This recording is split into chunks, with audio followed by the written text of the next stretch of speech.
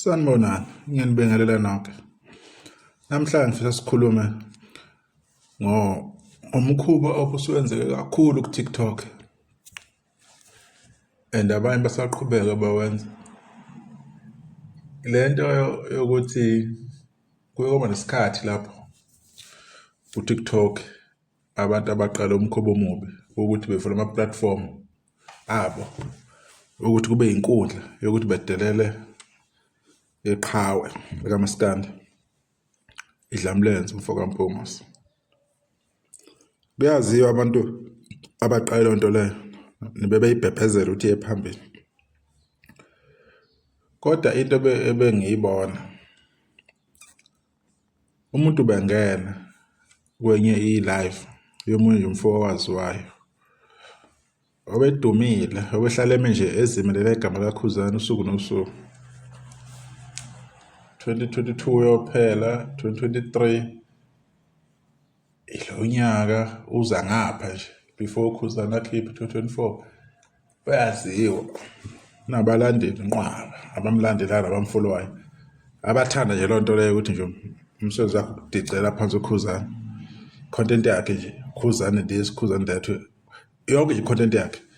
Konke ebingixaka mina, abantu abakhulile, abantu abacabangayo, abantu abayibonayo lento ebhedayo, umuntu ahambe eyongena kuleya ndawo leyana, uyangena kuleya platform uzokhuluma mhlawumbe nawe uzodefenda uKhuzani, kodwa loya mfana ndiwe ekuxhaphaza ngakhona, ekudelele ngakhona, ekuthethisa ngakhona, amadoda akhulile, amadoda anemizwa nonkosikazi, bekuthinje ukuxhashazwa umfana ngaleya ndlela uyindoda egameni ukuthi udefenda yona uKhuzani.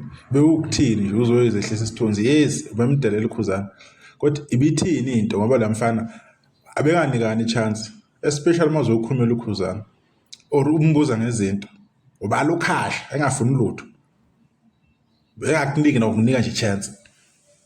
Bebekudikadika labantu, uma uzobafica futhi bekhona kwi-platform bebekudikadika ukuthi wena ukhulumela uKhuzani.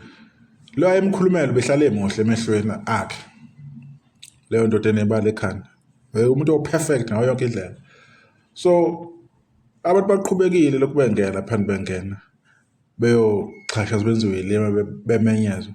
Mina umbuzo wami oyi-one loyo ukuthi-ke benikuvumelelana ukuthi lento izihambe isikhathi eside, uze ukuthi umuntu phela lo muntu akafuni ukuthi nikhulume, ufuna ukuthi wena abeke umbono wakhe akuchazele wena uphelele lapho, ungabiyeki omunye umbono. Uyabo?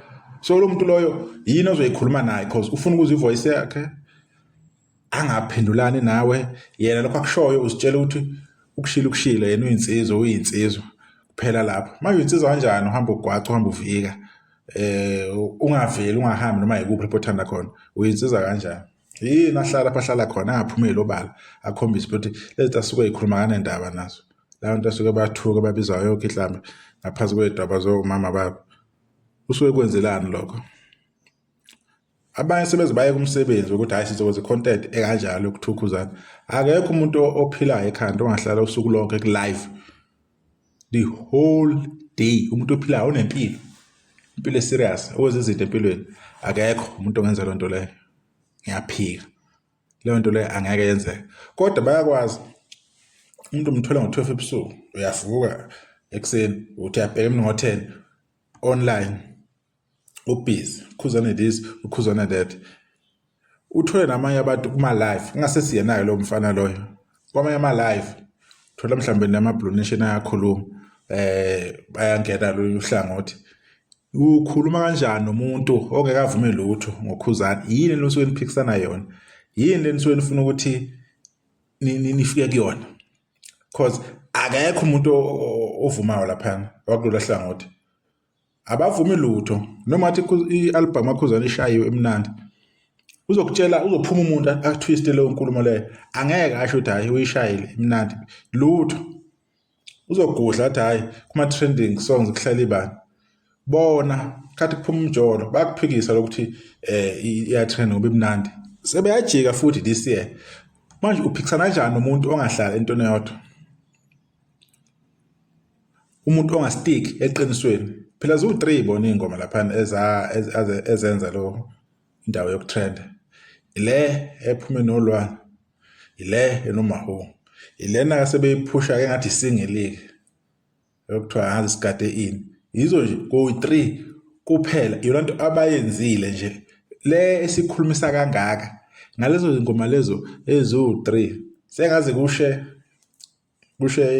izindlu kuthiwa impela kuvaliwe kuyangqonqa kanjani ayikho lonto leyo so mina ngibe disappointed uthola umuntu uthi live yakhe uhleli nohlangothi lwangale seliyamemeza hey ukuthi indoda indala grown man umemezana nabanye abafana kwi-live yakhe baze bam-overpower kwi-live yakhe umuntu yini lonto le doti muni uzo-overpower kwi-live yakho yingani ungastick nabantu lohlangothi kulo muntu enemfevayo osokukhuzana ukhuluma nomuntu ongavumelani nawe yini into emnandi entertaining emntwini ongavumelani nawe entweni osokuyikhuluma cause abasoze bavuma laba bantu bayakwazi ukuphusha ipropaganda bayakuvumisa nanokuthi mhlambeni uyakhumbula le ngoma nahlongisa ngayo eqhaweleni lihamba noSiphe kodwa nayo hayi uthi ayinzima longo bazokushintsha umqondo kuyona yonke into manje umuntu njengaloyo yini ungayikhuluma naye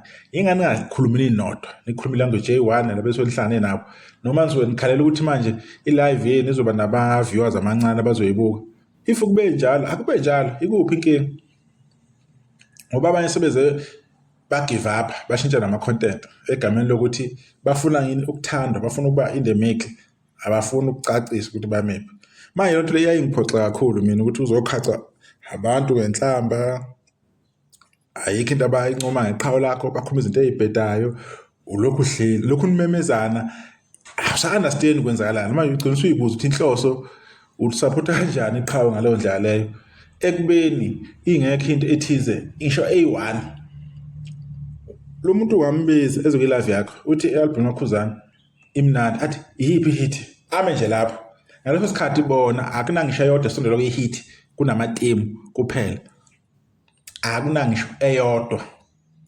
eyi-hit kunama-theme kwi-album yonke kodwa lo muntu uzobuza wena nge-hit ma umchazela ukuthi hayi le nale aphike so what was the use ukuthi umbize lo muntu lo cause ayikho into azoyivuma ngeqhawe lakho manje lonto ingimangaza futhi ngidisappoint at the same time ukuthi kahle sinokucabanga kanjani kwesinye isikhathi cause lonto le ayimsizi ngalutho ukhuzane ayimenzeli lutho nako lo live yakho sigcina senikunimemezana niyamemezana into engayindawo sokuyisiqongololo nje ungasazi bona if behleli bodwa bekhuluma ukuthi sigade ini ke labayigadile abayidlayo yaphula ngena wena uzoza ubaphikisa bazokunephiza kuyoba ngathi screaming match lapha angeke uzuphume uphila uyophuma nje fast bashintshana ngawo so kuvumeni ukuthi laba abantu eke nibone lutho olufanayo ngabo akukho bokubona okuhle ngokukhuzana therefore ku right ukuthi niphume kubo nizenzele into yenu